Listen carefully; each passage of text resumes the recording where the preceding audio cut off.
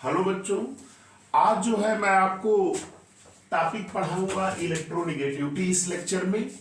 और इस लेक्चर में मैं दो लेक्चर के माध्यम से खत्म करूंगा। इस लेक्चर में मैं केवल आपको इसकी डिफिनीशन बताऊंगा और वो कौन से ऐसे फैक्टर हैं जिन पर ये इलेक्ट्रोनेगेटिविटी डिपेंड करती है, ये जानना जरूरी है। इससे क्वेश्चंस आते हैं, तो ध्यान से देखिएगा कि इलेक्ट्रोनेगेटिविटी कहते किसे। मैंने हेडिंग लिखा है इलेक्ट्रोनेगेटिविटी।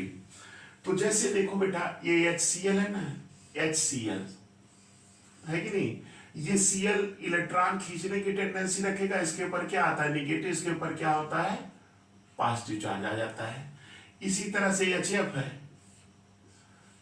तो कहते क्या है कि फ्लोरीन ज्यादा इलेक्ट्रोनेगेटिव, इसलिए इसके ऊपर निगेटिव, इसके ऊपर क्या आ जाता है पॉजिटिव। तो डिफिनीशन बेटा इसकी क्या है, देखिए लिख दे रहे हैं डिफिनीशन। द टेंडेंसी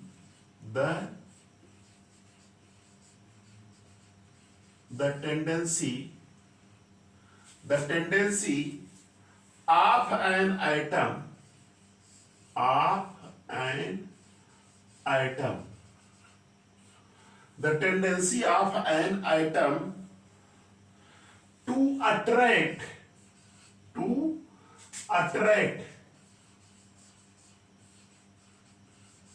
ये दिमाग में बैठा लीजिएगा। The tendency of an atom to attract the shared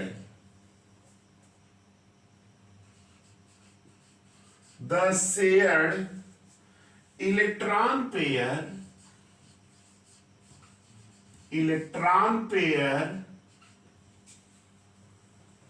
towards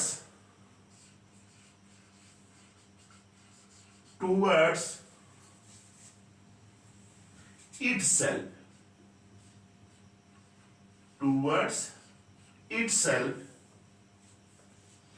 in a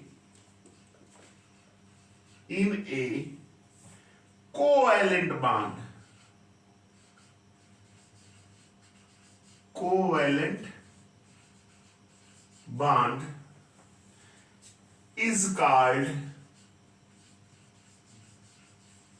is called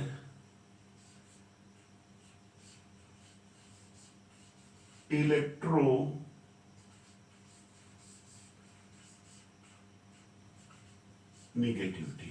ये दिमाग में बैठा लीजिएगा कि किसी भी एटम, जो एटम कोवेलेंट बॉन्ड द्वारा जुड़ा हो, जैसे H और Cl है, ये मान लो हमने Cl मान लिया, H है, तो Cl की टेंडेंसी होगी ये इलेक्ट्रॉन को अपनी तरफ खींचने की टेंडेंसी रखेगा। किसी भी एटम की जो शेयर्ड इलेक्ट्रॉन है उसको अपनी तरफ खींचने की जो टेंडेंसी होती है, उसी टेंडेंसी को ही क्या कहते हैं इलेक्ट्रोनेगेटिविटी। यही मैंने लिख दिया। देखिए ये Cl ज्यादा इलेक्ट्रोनेगेटिव है, इलेक्ट्रॉन अट्रैक्ट कर रहा है, खींच रहा है, इसके ऊपर निगेटिव आ जा रहा है या पॉजिटिव। तो हमने लिख दिया है बेटा, देखिए the tendency of an atom to attract the shared electron pair towards itself in a covalent bond is called electronegativity। तो ये आपकी डिफिनीशन हो गई इलेक्ट्रोनेगेटिविटी की। अब देखिए दूसरी हेडिंग हम आपको पढ़ाने जा रहे हैं बेटा कि इलेक्ट्रोनेगेटिविटी को किसमें, कौन से फैक्टर हैं जो इलेक्ट्रोनेगेटिविटी को प्रभावित करते हैं। तो ये डिफिनीशन नोट कर लीजिएगा। अब अगली हेडिंग है इसमें फैक्टर्स अफेक्टिंग इलेक्ट्रोनेगेटिविटी। ये नोट कर लिए, चलिए ठीक है। अब दूसरी हेडिंग हम आपको बता दे रहे हैं, फैक्टर्स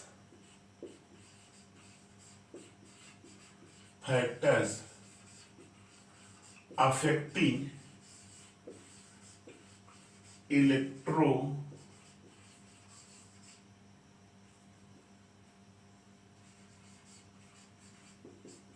निगेटिविटी, फैक्टर्स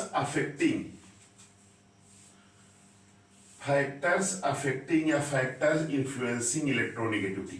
देखिए, अब देखिए मैं समझाते हुए चल रहा हूं, एक एक हेडिंग लिखते हुए समझाते हुए चल रहा। कौन कौन से फैक्टर जो इलेक्ट्रोनिगेटिविटी को प्रभावित करते हैं, उसमें पहला फैक्टर क्या है? Atomic radius. क्या है? एटॉमिक रेडियस, है ना? ध्यान से सुनिएगा, मैथमेटिकली इसको समझा दे रहे हैं, आपको समझ में आ जाएगा। देखिए, इलेक्ट्रोनिगेटिविटी, ये याद रखिएगा कि इलेक्ट्रोनिगेटिविटी में ऐसे दिया रिप्रेजेंट, ऐसे, इसको क्या कहते हैं? के डबल आई, काई। इलेक्ट्रोनिगेटिविटी को किससे रिप्रेजेंट करते हैं? के डबल आई से, काई जिसको बोलते हैं, डिनोटेड बाई, या प्रोनाउंस जो कह सकते हैं एज काई, इससे ऐसे दिया है के डबल आई। तो एटॉमिक रेडियस, देखिए इलेक्ट्रोनिगेटिविटी को हम शार्ट में लिख रहे हैं ऐसे, ईएन का मतलब आप लोग समझ लीजिएगा कि इलेक्ट्रोनिगेटिविटी के विषय में सर बोल रहे हैं। देखिए EN, electronegativity inversely proportional to atomic radius, है कि नहीं? ये दिमाग में ऐसे बैठा लीजिए, मैथमेटिकली पढ़िए भाई। अगर एटॉमिक रेडियस डिक्रीज करेगा, ध्यान से सुनिएगा, अगर ये डिक्रीज करेगा तो ये क्या होगा? बढ़ेगा। अगर ये बढ़ेगा तो ये क्या होगा? घटेगा। ऐसे दिमाग में बैठा लीजिए, लिख दे रहे हैं, electronegativity increases, INC, increases electronegativity increases as the atomic size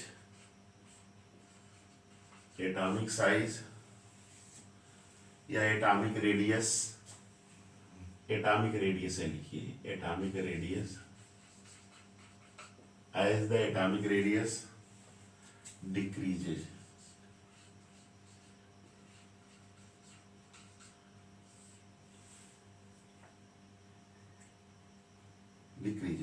है कि नहीं?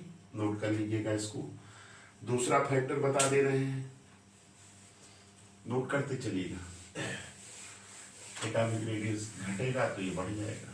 दूसरा फैक्टर है न्यूक्लियर चार्ज, जेड इफेक्ट जिसको कहते हैं, है कि नहीं?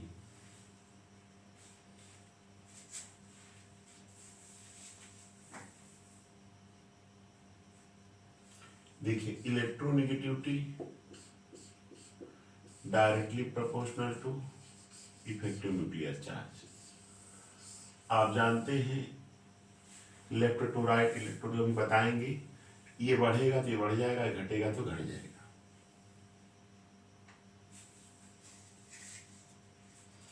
न्यूक्लियर चार्ज बढ़ेगा तो ये बढ़ जाएगा। चलिए दूसरा लिखिए, नोट करते चलिए दूसरा।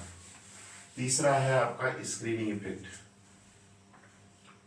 तीसरा आपका क्या है? Screening effect. ऐसे दिमाग बैठा रहिए, स्क्रीनिंग इफेक्ट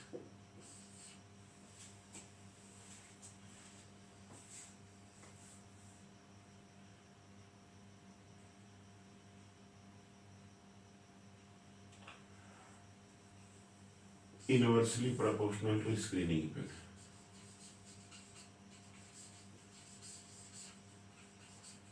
है ना?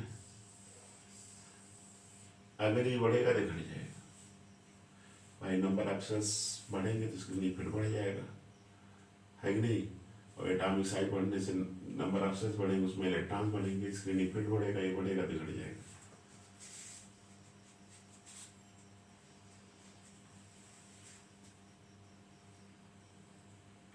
ये हो गया तीसरा। चौथा, 3 एप्लीकेशन हो गया ना।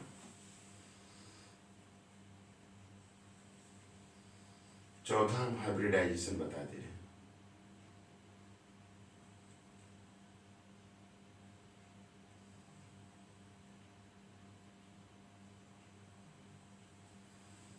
नोट कर लिए ना इसको। चौथा हाइब्रिडाइजेशन की बात हम कर दे रहे हैं। हाइब्रिडाइजेशन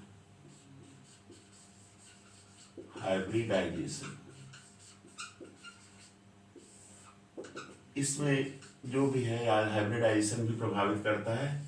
सबसे ज़्यादा इलेक्ट्रॉन sp, इसके बाद sp2 का उससे कम, और सबसे कम sp3 का होता है। क्यों? क्योंकि यहाँ 50% यस कैरेक्टर है।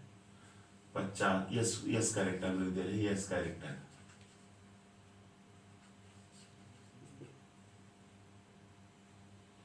50% यहाँ है। यहाँ पे क्या 33.3% है, और यहाँ क्या 25% है। आप जानते हैं electronegativity directly proportional to percentage of s character, है ना। अगर यस कैरेक्टर का परसेंटेज बढ़ेगा तो इलेक्ट्रोनेगेटिविटी बढ़ेगी, इसलिए सबसे ज्यादा एसपी का हो गया, है ना। हाइब्रिडाइजेशन भी हो गया। चलिए अब ये पांचवा बता दे रहे हैं। पांचवा जो है, याद रखिएगा sp की इलेक्ट्रॉन सबसे ज्यादा, इसके बाद sp2 की उससे कम, सबसे कम sp3। ऑक्सीडेशन स्टेट पांचवा, ऑक्सीडेशन स्टेट। देखिए ऑक्सीडेशन स्टेट क्या होता है।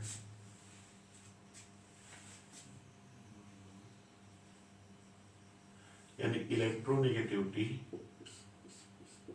Directly proportional to oxidation state कह सकते हैं, है ना। हम यहाँ नीचे लिख दे रहे हैं क्या, greater is the oxidation state of element, greater is the oxidation state of element, greater is the oxidation state of element, greater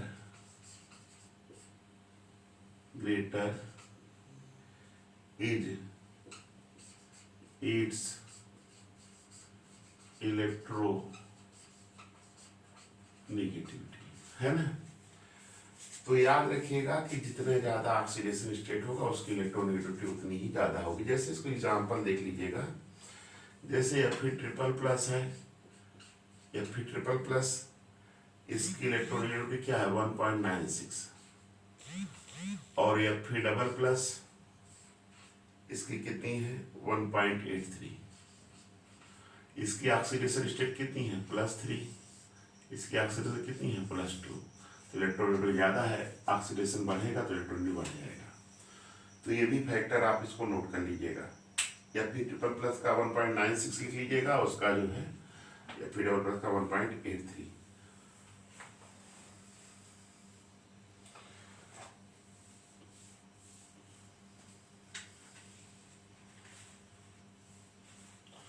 तो इस लेक्चर में हमने आपको क्या बताया, इलेक्ट्रोनेगेटिविटी को बताया, और वो कौन से ऐसे फैक्टर हैं जिन पर कि इलेक्ट्रोनेगेटिविटी क्या करती है, निर्भर करती है। तो मैंने उनको भी समझा दिया।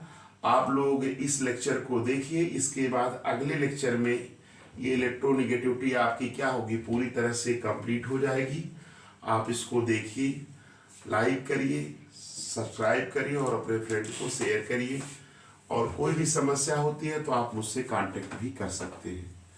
कमेंट्स के माध्यम से भी आप क्वेश्चन पूछ सकते हैं। Thanks for